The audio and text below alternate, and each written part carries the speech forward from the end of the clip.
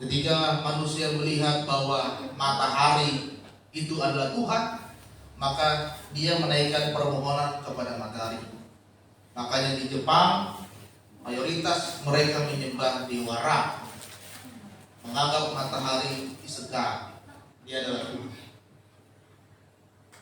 Ketika mereka melihat bahwa patung-patung itu adalah Tuhan dari para dewa-dewa, maka mereka membuatlah patung dijadikan persembahan isegan.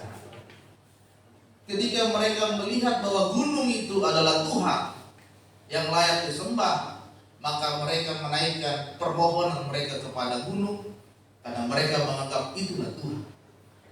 Jadi doa itu secara pengertiannya adalah luas, permohonan yang kita naikkan kepada Tuhan. Sekarang kita harus yakinkan dulu dalam hati kita siapa Tuhan saudara. Siapakah Tuhan yang ada di dalam hidup saudara? Karena begini, ada banyak orang Kristen mengaku Yesus adalah Tuhan, tetapi dalam kehidupan sehari-harinya itu hanya sekedar omongan, hanya sekedar keluar dari mulut. Tapi dalam kehidupan tindakan kita sehari-hari, kita tidak menganggap Yesus itu adalah Tuhan. Saudara punya masalah, yang saudara cari siapa? Tetangga, saudara, kenalan, tolak, orang yang lebih mampu dulu. Kalau saudara punya sakit, yang saudara cari siapa dulu? Apakah dukun dulu, orang pintar dulu, sense dulu, atau kemana dulu? Saya sudah pernah cerita murid saya, bapaknya sakit, dibawa ke Kalimantan. Karena katanya pegangannya di sana, kakinya sakit. Tiket pesawat pergi PP Kalimantan, balik lagi ke Jakarta. Jadi yang namanya berdoa saudara, bagaimana kita menaikkan permohonan kepada Tuhan. Tahun ini harus semakin kuat lagi iman saudara, harus semakin besar lagi pengharapan saudara bahwa Yesuslah yang sanggup menolong hidup saya, tidak ada yang lain. Amin. Oleh sebab itu firman Tuhan pagi hari ini, siang hari ini adalah doa yang meneguhkan iman. Kita buka dulu kitab kita di dalam Lukas pasal 22 ayat 39 sampai 46. Kitab Lukas pasal 22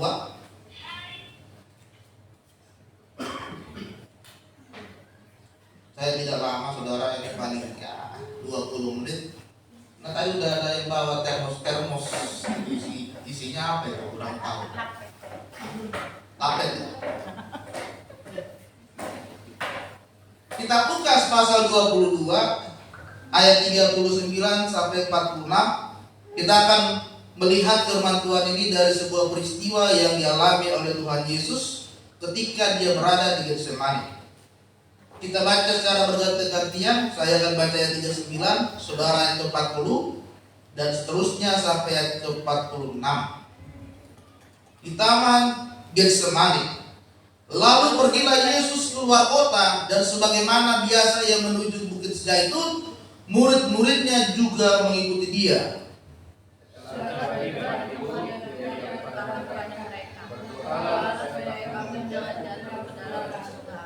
Kemudian ia menjauhkan diri dari mereka kira-kira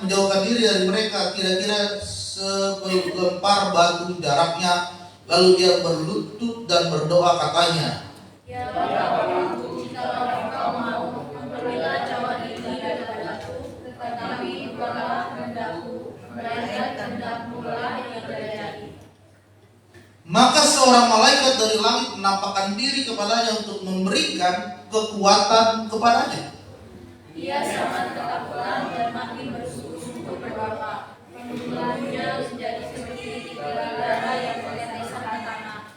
Lalu ia bangkit dari doanya dan kembali kepada murid-muridnya, tetapi ia mendapati mereka sedang tidur karena duka cita. Katanya kepada mereka, "Mengapa kamu tidur? Bangunlah dan berdoalah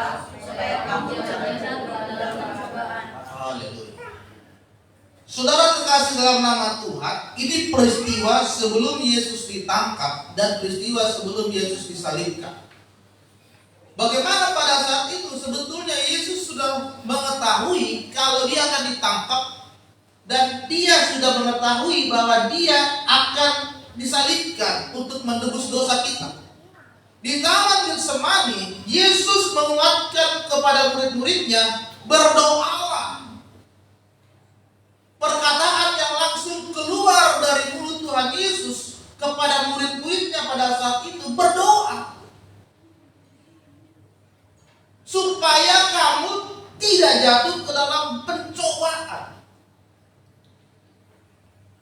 Pencobaan tahun ini belum tentu lebih mudah daripada tahun kemarin. Masalah kita tahun ini belum tentu lebih sedikit daripada masalah tahun kemarin.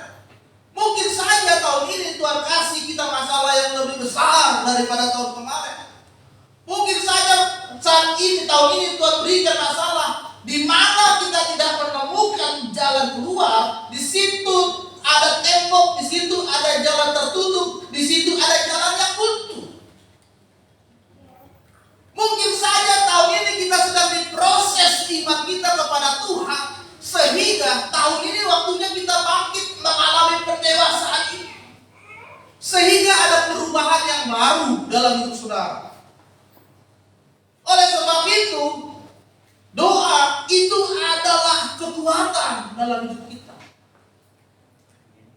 Doa itu tameng.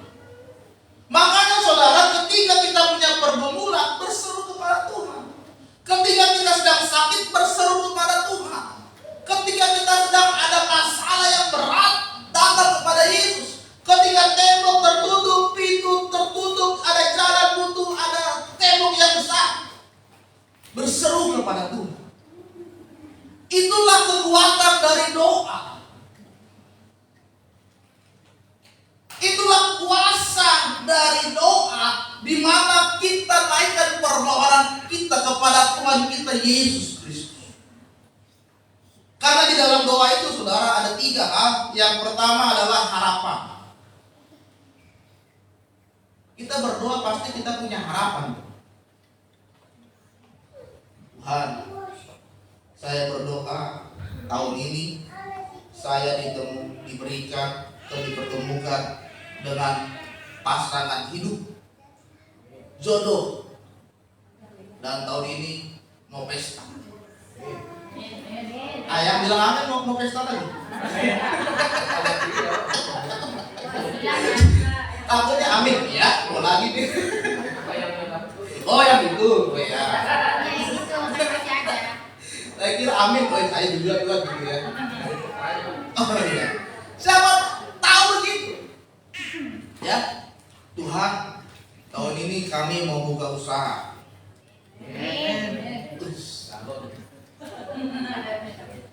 Tapi nggak punya modal. Jangan diaminin, nggak ada modal, amin. Ya. Ya, mau buka usaha Tuhan, tidak punya modal, kami berharap pada Tuhan. Amin. Bapak Gembala, Tuhan, besok layar dibuka, pembangunan dilanjutkan, tidak ada duit, tidak ada modal, berdoa, berharap kepada Tuhan. Besok udah dibuka, Pak Gembala. Kemarin Tuhan sudah datang, Pak, lama banget ini dibuka. Udah besok buka, besok dibuka lagi, ya. Nanti dipasang itunya Pak ya, rolling door-nya ya, buka tutup. Ya kita lihat dulu lah ya. Jadi di dalam permohonan ada harapan. Pengantin baru Tuhan, tahun ini kami berharap diberikan keturunan. Tulang. Kemarin jadi tulang soalnya. Ya. Jadi di dalam permohonan ada harapan. Harapan ini kita naikkan kepada siapa? Kepada Yesus. Di dalam permohonan ada harapan, ada keinginan. keinginan kita apa sih kepada Tuhan? Dan di dalam permohonan ada harapan, ada keinginan, dan yang terakhir ada pujian. Jangan cuma misalnya meminta kepada Tuhan, jangan cuma berseru dan bermohon kepada Tuhan, tapi kita tidak pernah memuji Tuhan dan bersyukur atas apa yang Tuhan sudah beri sampai saat ini. Itu tidak fair. Semua yang terjadi dalam kehidupan kita sampai saat ini semua seizin sesuai dengan rencananya Tuhan. Jadi harus bersyukur, berterima kasih. Jangan lebih banyak mengeluhnya, jangan lebih banyak menggerutunya, jangan lebih banyak ngedumelnya sama Tuhan daripada bersyukur. Jadi ada harapan, ada keinginan, ada pujian. Itulah yang dinamakan dengan doa. Ada harapanmu, ada keinginanmu, dan naikkan puji-pujian kepada Tuhan. Oleh sebab itu saudara, yang pertama yang harus kita lakukan adalah, yang kita harus pelajari adalah, pencobaan itu tidak akan pernah sirna. Masalah yang kita hadapi sampai dunia ini menuju kepada akhirnya masih ada. Pasti akan selalu ada masalah yang dialami oleh diri kita masing-masing. Tetapi yang menjadi pertanyaannya adalah bagaimana kita menghadapi masalah itu? Bagaimana kita menghadapi pencobaan yang kita hadapi saat ini? Ya. Bagaimana tantangannya? Apakah kita masih berada di dalam zona nyaman seperti ini? Atau kita keluar dari zona nyaman? Kita mau bangkit, mengupgrade diri kita lagi kepada Tuhan. Karena pencobaan itu tidak akan pernah hilang. Pencobaan itu bisa datang dari iblis itu sendiri. Pencobaan itu juga bisa datang dari keinginan manusia itu sendiri, di mana membuat manusia itu jauh dari Tuhan. Karena tugas iblis adalah merusak dan menghancurkan kehidupan orang yang percaya. Iblis tidak senang kita kumpul-kumpul di sini ibadah. Iblis itu tidak senang kita memuji Tuhan, kita menyembah Tuhan, menaikkan rasa syukur, praise and worship kepada Tuhan. Dia nggak senang. Iblis senangnya saudara tidur-tidur di rumah hari Minggu gak ke gereja. Iblis senangnya rumah tanggamu berantakan, suami istri berantakan, akhirnya pisah. Iblis senangnya hubungan orang tua dan anak itu hancur berantakan. Anak tidak pernah mengunjungi orang tua tidak pernah nanya kabar anak, putus. Itulah yang iblis senangkan dalam hidup saudara. Ya. Dia tidak ingin melihat orang Kristen itu bahagia di dalam Kristus, di dalam kasih Yesus Kristus. Dia tidak ingin melihat jemaat di Sagakala Tedoyak ini bersatu dan solid. Maunya jemaat satu, lain kotok-kotokan, iri-irian, cemburu-cemburuan. Itu yang disenangkan oleh iblis. Dia tidak ingin melihat gereja kita ini maju, bertumbuh, banyak jiwa-jiwa dimenangkan, tempat duduk ini penuh. Malah iblis mau gereja ini tutup. Gak perlu ada ibadah, gereja ini tutup. Itu yang disenangkan oleh iblis. Karena tujuannya adalah membuat manusia itu semakin jauh dari rencana Tuhan. Itu iblis. Lalu karena keinginan manusianya itu sendiri, yang memang dianya gak mau dekat dengan Tuhan. Ya. Sudah dibilang jangan main judi. Akhirnya dia ketangkap polisi. Sudah dibilang jangan pakai narkoba, tangkap polisi. Kemarin ada artis sudah 3 kali masuk penjara narkoba. Ketangkap lagi, ada artis 6 kali masuk penjara narkoba. Coba. Yang satu sudah 3 kali, yang satu lebih parah 6 kali. Itu kan karena dari manusianya itu sendiri tidak mau berubah sama Tuhan. Nah, saudara terkasih dalam nama Tuhan, itu yang tidak ingin Tuhan inginkan terjadi dalam hidup saudara. Tuhan menginginkan bahwa manusia itu semakin hari semakin mengasihi Tuhan, dan dia harus bisa tetap terus bertahan di dalam pencobaan-pencobaan yang dialaminya saat ini. Yakobus 1 ayat 12 berkata demikian, saudara. Berbahagialah orang yang bertahan dalam pencobaan, sebab apabila ia sudah tahan uji, ia menerima mahkota kehidupan.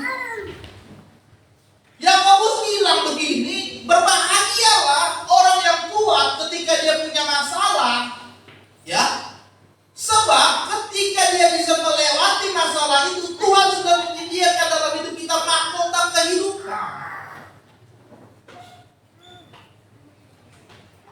Mahkota kehidupan diterjemahkan di dalam Alkitab adalah pertama kunci kerajaan surga, yang kedua berkat yang berlimpah.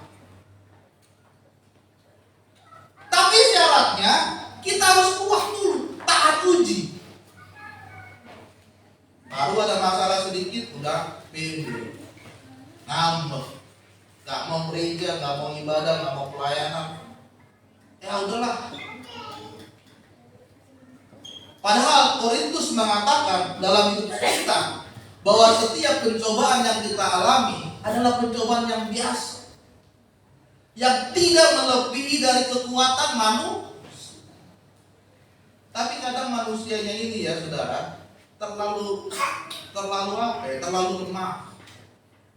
Masalah dikit, udah ributnya sampai kemana-mana. Padahal masalahnya sepele, tapi dia sudah ributnya udah sampai kemana-mana. Wah, ya. Jadi saudara, yang pertama adalah pencobaan tidak akan pernah sirna. Masalah dalam hidup kita itu tidak akan pernah hilang di dalam hidup kita. Tetapi yang kedua adalah kita harus lihat bersama bahwa kehendak Tuhan itulah yang selalu ada. Yang kedua adalah kehendak Tuhan itulah yang selalu ada di dalam hidup kita. Ketika Tuhan Yesus menyuruh murid-muridnya berdoa, setelah itu Yesus mengambil jarak kepada muridnya dan dia pun berdoa. Tuhan Yesus saja dia berdoa. Dan di dalam doanya itu dia berkata, Tuhan kalau bisa cawan ini berlalu, tetapi apa dia katakan? Kehendak-Mu